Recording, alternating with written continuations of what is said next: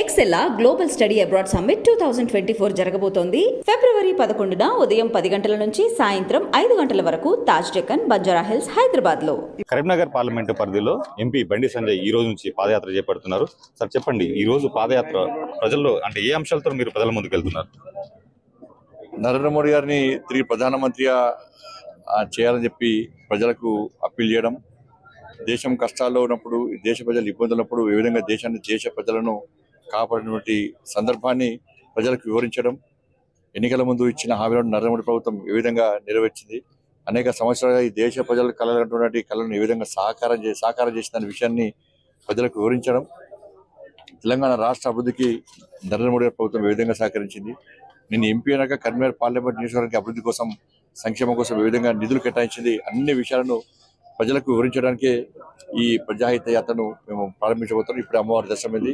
కొండగట్ట ఆంజనేయ స్వామి దర్శనం తర్వాత 15th వరకు ఈ యాత్ర కొనసాగబోతున్నది సిరిసిల్ల, వేములవాడ అసెంబ్లీ నియోజకవర్గాల్లో.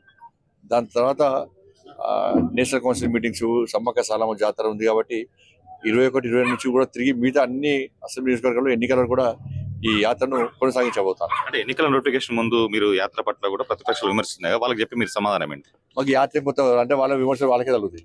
ఎందుకంటే ఎప్పుడు ప్రజలు లేకుండా సడన్ గా ఎన్నికల ముందు వచ్చి యాత్ర చేస్తే వాళ్ళ లెక్క వస్తే దాన్ని ప్రజలు స్వాగతించారు. ఎన్నికల తర్వాత గాంధీ సంకల్ప యాత్ర పేరుతో ఈ పార్లమెంట్ లో తిరిగినాం. ప్రజా సంగ్రామ యాత్ర పేరుతో 150 రోజుల పాటు 1600 కిలోమీటర్లు కరీంనగర్ పార్లమెంట్ తో పాటు రాష్ట్ర వ్యాప్తంగా తిరిగినాం. లాఠీ చార్జ్ దెబ్బతిన్నాం, కేసులు అయినా మా మీద, జైలుకు పోయినాం, రౌడీ షీట్లు ఓపెన్ చేసి అన్ని రకాలుగా భరించి అన్నిటికీ తెగించి యాత్ర చేసినాం. రైతులకు భరోసా కల్పించడానికి అనేక కొనుగోలు కేంద్రాలు యాత్ర చేస్తున్నాం. నిరుద్యోగులకు భరోసా కల్పించడానికి అన్ని ఉమ్మడి జిల్లాలో కూడా మేము నిరుద్యోగ యాత్ర మార్చి పెడతాం చేసినాం. మీరు చేసింది ఏంది? వాళ్ళ లెక్క బండి సంజయ్ ఎప్పుడు రెస్ట్ తీసుకోలే, వాళ్ళకి ఎప్పుడు వ్యాపారాలు చేసుకోలే, వాళ్ళ లెక్కగా ఎప్పుడు టైంపాస్ పాలిటిక్స్ చేయలే. నిరంతరం యాత్రల పేరుతోని, ఆందోళన పేరుతోని, ఉద్యమాల పేరుతోని, ప్రజా సమస్యల మీద ప్రజల కోసం నిరంతరం పనిచేసే వ్యక్తి బండి సంజయ్. అటువంటి పార్టీ భారతీయ జనతా పార్టీ, అటువంటి కార్యకర్తల పార్టీ భారతీయ జనతా పార్టీ.